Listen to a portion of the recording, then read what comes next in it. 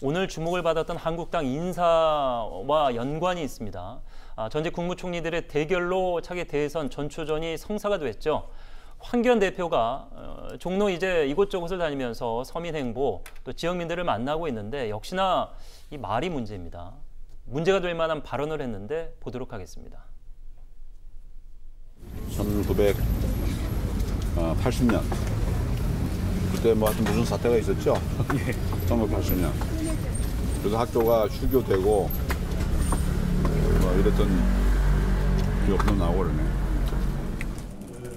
뭐 내가 몇 학년, 4학년 때인가? 네, 뭐 그런 그때의 얘기를 그때의 시점을 생각하는 것이죠. 광자가 전혀 광자는 네, 문제가 될 만한 소재 발언과 관련된 이야기는 잠시 후에 하도록 하겠고, 과거 당대표들이 실언을 해서 곤란을 겪었던 일 몇 가지 저희가 찾아봤는데 간단히 보죠. 정동영 열린우리당 의장, 당시 2004년입니다. 어르신들은 집에 쉬셔도 된다. 이제 문재인 현 대통령이 새정치민주연합 대표일 때 비슷한 실수를 했었는데 어르신 세대 바꿔야 한다는 의지가 없다.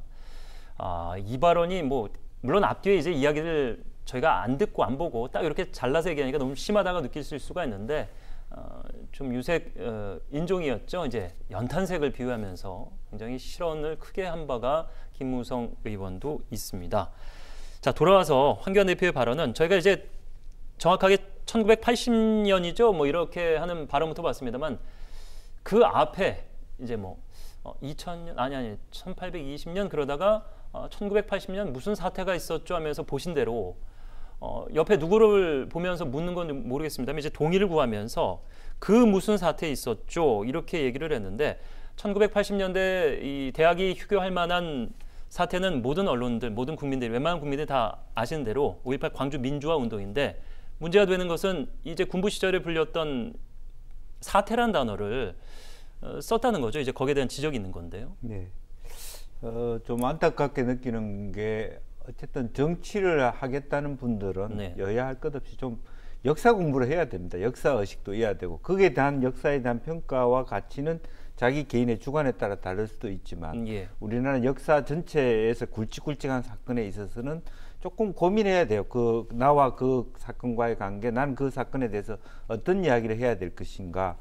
어떻게 보면 정치적인 음모론적으로 보면 의도적으로 저렇게 해서 나는 굉장히 우파 쪽이라서 저쪽 광주나 무슨 5.18이나 이런 쪽은 전혀 말하기도 싫어한다. 이렇게도 간혹 음모론적으로는 볼 수 있는 부분인데 저는 그걸 떠나서 황교안 대표가 사실은 대선 후보로 이렇게 그렇습니다. 우리가 생각하신다 하고 있다는 측면에서 매우 안타깝게 느껴지고 그러한 어쨌든 역사 의식이 어떤 형태로든 역사적 사건에 대한 자기 준비가 되지 않으면 지도자로서 상당히 하자가 있다고 생각되기 때문에요.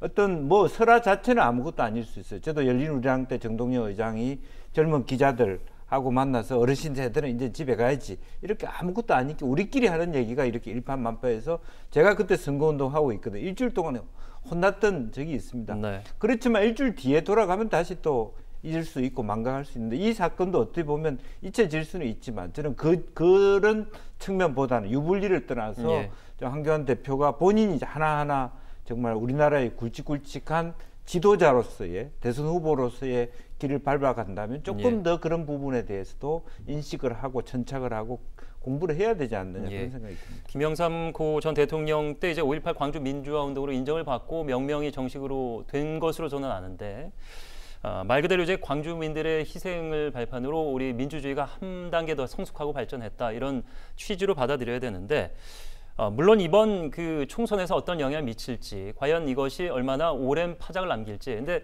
시대적으로 봐도 사실 요즘에는 무슨 짤 이런 게 세대가 이제 굉장히 많아서 이 영상이 아마 계속해서 리플레이가 될 것이고 아무리 종로에 호남 인구가 상당하다 이런 분석이 있긴 합니다만은 당장 이번 총선을 떠나서 이제 대선을 바라보는 입장에서 저희가 이제 종교 얘기나 정치 얘기는 굉장히 일반인들도 조심할 얘기인데 대선을 바라보는 입장에서 여러 가지 이제 불교계에서 싫어할 만한 여러 가지 실수도 하셨고 이번에는 특정 지역민들 그리고 민주주의를 옹호하고 사랑하는 전 국민들이 좀 오해할 만한 소재 얘기를 하셨기 때문에 과연 얼마나 파장이 클지. 그러니까 앞서 과거에 있었던 몇몇 분들의 이제 실언 사례 말씀 주셨는데 그게 사실은 선거에 굉장히 영향을 많이 미쳤어요. 이건 좀 어떻게 갈지 모르는데 지금 황교안 대표가 첫 선거 자기 선거를 첫 이제 나왔고 이제 대중 앞에 선지 며칠 안 됐잖아요. 저는 저런 식의 짤방이 굉장히 앞으로 많을 거라고 봅니다. 그리고 사람이라는 게 하다 보면은 실수도 있고 실화도 있을 수 있지만 좀 전에 저희가 황교안 대표의 이제 해명을 들었는데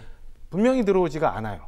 그러니까 차라리 저는 뭐 있는 일에 대해서 분명히 정리하고 이해해 주십사 해명할 부분이 있으면 딱 잘라서 정리를 분명히 해서 위기를 극복하고 넘어가는 게 맞지 어설프게 해명하고 넘어가다는 이전 말실수를 또 부르고 이런 일들이 생기리라 보여지기 때문에 황 대표 이전 대중 선거운동 하면서 주민들 만나면서 뭐 현장에서 조심하시는 이런 일들에 대해서도 주변에서 한번 고민을 해봐야 되지 않을까라는 생각이 듭니다. 그 모든 사람들이 실수는 하는데 항상 중요하다고 얘기하는 것이 실수를 한 이후의 행보나 발언이 중요하다고 얘기를 하죠. 무심결에 그냥 뭐 잘못 이야기했다, 뭐 지역민들에게 혹시 상처가 됐다면 죄송하다라는 정도로 마무리가 됐으면 좋았을 텐데 아니 그냥 휴교했던 본인의 기억을 얘기하면서 그렇게 했는데 전혀 광주 민주화운동과는 상관이 없다. 이후에 이제 언론에서 비슷한 취지의 얘기를 문제 삼을 경우에는 법적인 대응을 하겠다 이러면서 스스로가 파장을 좀 키운 것이 아닌가. 여하튼 이 종로 대전이 성사가 됐습니다만 이낙연, 황교안 두 인사의 대결 어떤 결과로 귀결이 될지 이런 말씀하신 대로 이제 각 후보들이 어떤 실수를 하느냐 이런 것들도 영향을 미칠 텐데 그간 이 종로에서의 히스토리, 선거 히스토리를 저희가 이제 보여드리겠습니다만은 보수가 근래 한 8번 중에 한 5번을 가져왔는데 최근 2번은 또 이제 진보계가 가져왔거든요. 그래서 예상하기가 쉽지 않다는 분석이 있습니다. 네, 그렇습니다. 실제적으로 이제 종로구 특수상 이제 동부 벨트, 서부 벨트들이 있는데 실제로 동대문이 있는 지역은 사실 동대문구가 아니고 종로구예요. 수인동, 창신동, 동대문 의류 패션센터 바로 앞에 봉제 공장들이 많아서 숭인동, 창신동이 그런 지역이고요.